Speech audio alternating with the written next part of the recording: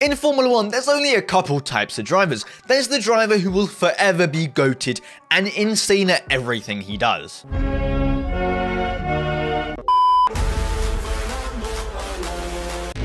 You also have drivers that will never ever be good and crash out, are in the gravel, in the barriers more time than they actually spend on the tarmac.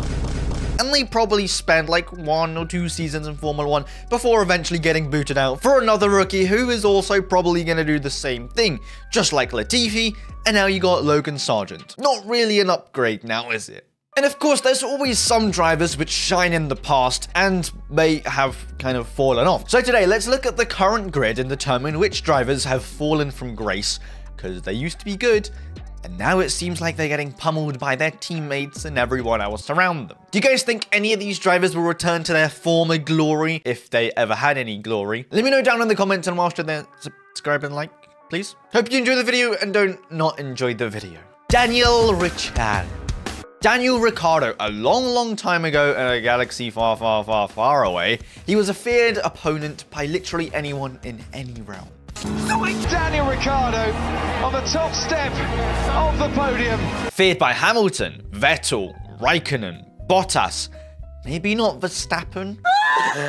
But back in his heyday, he was battling for points, wins, championships, podiums, everything that there is to play for in Formula 1, he was battling for it. He was one of, if not the best on the grid, overtaking, doing everything that you're meant to do in Formula 1. And, well, now he's struggling to even get into the point.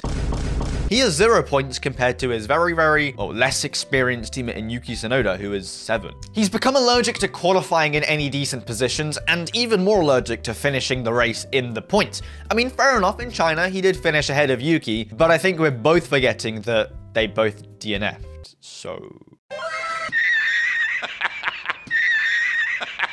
But now that strikes us with a question. Is this just an off season? Everyone has bad seasons, right? Well, if you say that Daniel Ricciardo has been having bad seasons for like the last 5 years, then you'd be right, correct, 100%. But no, it's not really just like a little blip. It's just, he's been bad for a very long time. But how did this all start? Well, in the Red Bull days back in 2014, he pretty much sent Sebastian Vettel, the reigning 4-time world champion, into his early grave because, well, he got dominated. 2014 was an easy season for him, 2015 as well.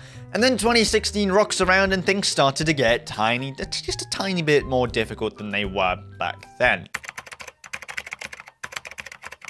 It's not up to me to say who deserved it or not. I'm happy with the chance they've given to me, and I will try to make the best of it.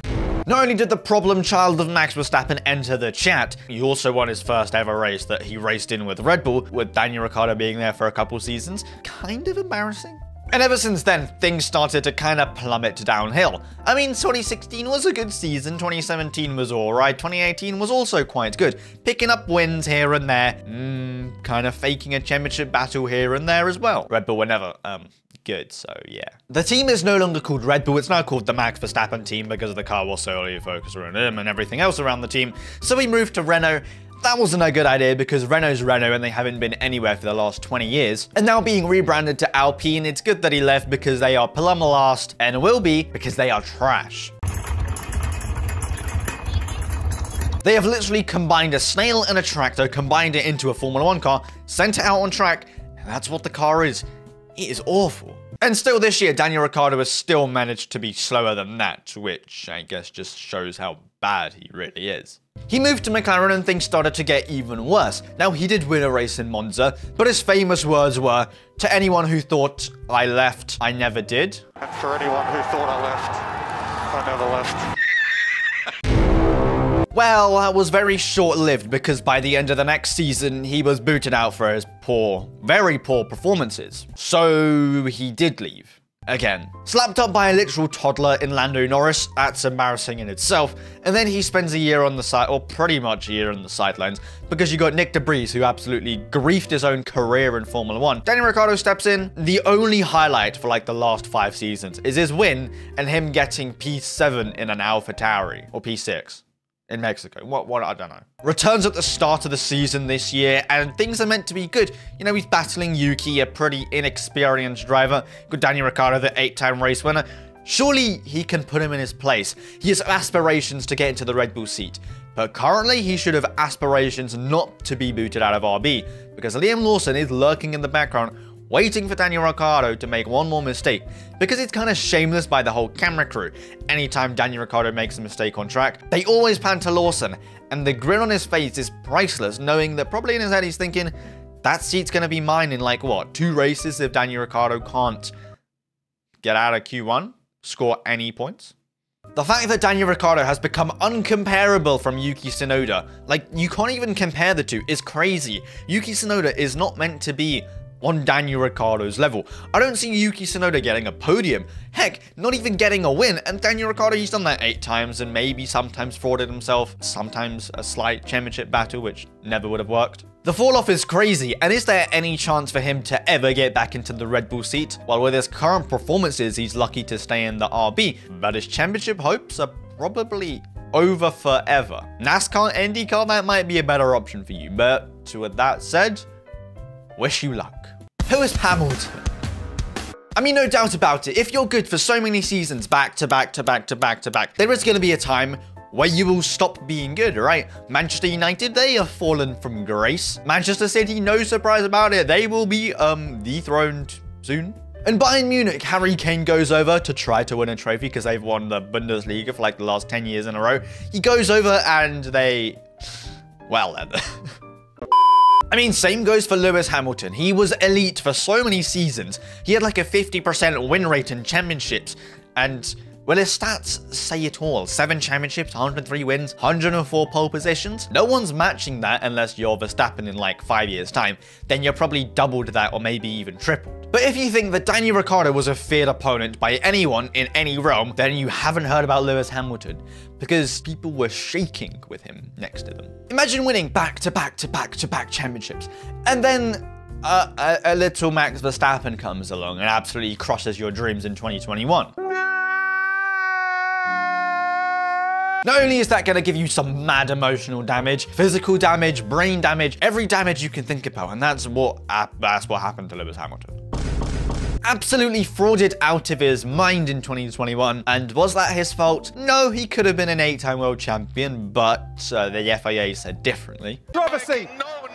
But ever since that day, the Rock has really sunk to the bottom of the ocean, because things haven't been good, well, since then for Lewis Hamilton. Imagine a driver winning a race literally every single season to now not being able to win a race in like over 3 years. That's his life summed up in like a couple words. 2022 was a write-off season, and that was a bad car, and I thought, surely that's the worst Mercedes can do. 2023 rocks around, that's also a write-off, but the car is even worse. Now 2024, low-key I thought they were gonna cook, but no, the car is also a crazy write-off, so yeah. You see, now the question is it Lewis Hamilton? Has he fallen off? Has his skill level deteriorated? And when he goes to Ferrari, they will absolutely shred him to bits, pummel him into the ground, just like they've done with Alonso, with Vettel, with Sainz, with Raikkonen, so on and so forth. Or will he actually thrive and break that Ferrari curse, because next year will be our year? It's genuinely hard to tell, because I don't think whilst your teammate is actually qualifying in good places, scoring a win in 2022, and sometimes maybe scoring a tiny bit less podiums than you, but being in more win fights than you, but still managing to crash out on multiple occasions. Are we really comparing George Russell to Lewis Hamilton? Because if that is, then George Russell on occasions is doing better, and Lewis Hamilton can't stop himself from qualifying in P18, then that is a skill issue, because Hamilton with 104 pole positions shouldn't be qualifying P18. That is unless the car is that dreadful that we honestly can't comprehend it, and he's putting the car in places where it really shouldn't be. Like Alonso and Lance Stroll. Lance Stroll is like the benchmark, is where the car is actually meant to be, and then Alonso is just boosting that thing up with like injections of fucking drugs, and like cracking it up and making it fucking rapid. Daniel Ricciardo had another chance to prove that he wasn't washed when he went to AlphaTauri RB, and now same with Lewis Hamilton. He has one more shot, one more redemption couple years at Ferrari. Him compared to Charles Leclerc, if he's better than Charles Leclerc, then holy, he is back, or he never left and the car was just awful. Or if he does get pummeled by Leclerc, then either Leclerc is a Greek god carved by stone, by a chisel, or Lewis Hamilton is just that washed that it's uncomprehendable in everyone's brain, because for so long he's been so good, and right now he could probably remember the rear of the Haas car because most of the time Hamilton is stuck behind the Haas, and that's pathetic. Chuck Leclerc. Imagine winning Formula 3, winning Formula 2, getting into Formula 1, slapping up your teammate in your first year, getting the call up to Ferrari, and then getting a pretty much championship-worthy car. That is if Mercedes didn't exist. It's Lewis Hamilton, champion of the world! In 2019, he was literally given a car which was strapped to a NASA rocket ship, which made him go like 3 times as fast on the straights as anyone else. Come to find it was illegal, but he did win 2 races compared to Sebastian Vettel's 1. You were better than a 4-time world champion? Impressive, that. Honestly, round of applause. 2020 rocks around and there's really nothing you can do when you literally get given a title as a car. So we don't talk about that. 2021 was alright. And 2022 was when he really peaked. He faked a championship battle. Charles Leclerc! He was leading the championship standings. That is until he wasn't. But he was pretty much equaling Max Verstappen and beating him on occasions where his car didn't blow up. Seems like that's been a trend. Anytime Verstappen blows up, then a Ferrari wins a race. I guess that's just blow up his car every race and then there'll be an interesting championship. But the clowns at Ferrari, managed by literal broccoli, forgot to develop the car throughout the whole season, and they weren't the greatest after, well, the first couple races. Is that his fault? No, not at all. 2023 rocks around and he is doing great. But Carlos Sainz still manages to get 1 more win than him throughout the whole season. But at the end of 2023, Charles Leclerc was literally on a 5-killing streak on Checo Perez, because he was out-fragging him on pretty much every race at the end of last season. Which is impressive because Max Verstappen is winning every race, Checo Perez equal machinery. What? And Charles Leclerc is beating one of the Red Bulls. That is impressive. One of, if not the most loved drivers in Formula 1, one of the best at being on the track, and the greatest qualifier currently on the grid, or was currently on the grid, because, as the video entails, he has kind of fallen off. From competing for championships and race wins, to now being dominated by a teammate that is literally jobless. Welcome back to McDonald's. He wanted to continue his good streak into 2024, but that clearly hasn't happened, because Carlos Sainz has missed a race because he's nearly bled out on the ground, and he nearly has more or equal points to Charles Leclerc with missing a race. Charles Leclerc's teammate in Carlos Sainz, which is jobless, has more podiums than him, more wins than him this season, and he's just been better. Charles Leclerc is meant to be the golden boy of Ferrari, but with his recent performances, seems like he has lost his touch. Also, let's not forget, Carlos Sainz was literally imitating Chuck Norris in China. Chuck Norris crashes his car, now it's fine, I keep on driving. That's the same thing that Carlos Sainz did. Crashed into a wall, caused a red flag, carried on driving like nothing happened. But the thing is with Charles Leclerc, anytime he crashes, it seems to be terminal. And that isn't good because that happens every other week, so that's bad. I don't know whether this is just a slight dip in Charles Leclerc's performance, but he has to fix up, because if Lewis Hamilton is meant to attend the team next year, and Lewis Hamilton is Lewis Hamilton, and as he has also quite fallen off, then both of them are in fucking shambles. Something must change. He has to get back to his good performances. Alex Albon. Now, to say that I wasn't all aboard the Alex Albon hype train last year, because I was, because Alex Albon is the GOAT. The amount of confidence I had in him, Williams, Logan Sargent nearing the end of last year, that they'll be able to produce a rocket ship of car this year and actually challenge for more points, maybe even podiums. The championship, no, that would be diluted and you'd be shot if you ever thought that, so no. But I was all aboard that hype train and things have really plummeted into the ground. Last year, Alex Albon literally looked like a marble statue carved out of fine material. But this year he is more looking like a little black trash bin. Not only has he crashed the car more than Logan Sargent, which is impressive, he's an equal amount of points than Logan Sargent, which is embarrassing. And to say that he hasn't slightly fallen off from last year's all of the hype, I'd be lying and Dolores Umbridge wouldn't be happy. Imagine last year, races where you're battling the Alpines, the McLarens in Canada. Well, last year's Alpine, they're battling the Alpines either way this year because... yeah.